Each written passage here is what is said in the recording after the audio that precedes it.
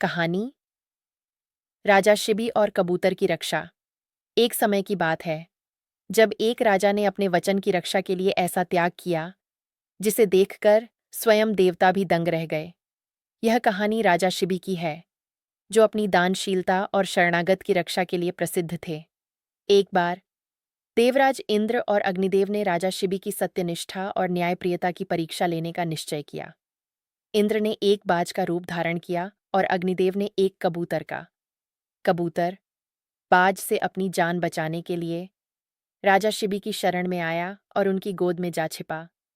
बाज भी उसका पीछा करते हुए वहां पहुंचा और राजा से कहा, हे राजन, यह कबूतर मेरा भोजन है और मुझे बहुत भूख लगी है, कृपया इसे मुझे दे दें। राजा शिबी ने कहा, यह कबूतर मेरी शरण में आया है और मैं अपने शरणागत की रक्षा करना अपना धर्म मानता हूं। मैं इसे तुम्हें नहीं दे सकता। बाज ने तर्क दिया, लेकिन मैं भी भूखा हूं और यह मेरा नैसर्गिक भोजन है। यदि तुम मुझे भूखा छोड़ोगे तो यह भी अधर्म होगा। राजा शिबी ने उत्तर दिया, मैं तुम्हें भूखा नहीं छोड़ूंगा।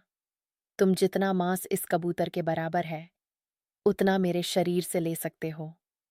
बाज मान गया। राजा शिबी ने अपने शरीर से मांस काटना शुरू किया और उसे एक तराजू के पलड़े पर रखा। लेकिन जितना मांस वे काटते गए कबूतर का पलड़ा उतना ही भारी होता गया।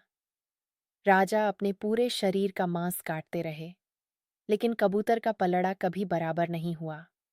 अंत में राजा शिबी स्वयं तराजू के दूसरे पलड़े पर बैठ गए, अपना पूरा शरीर समर्पित करने के लिए तैयार थे।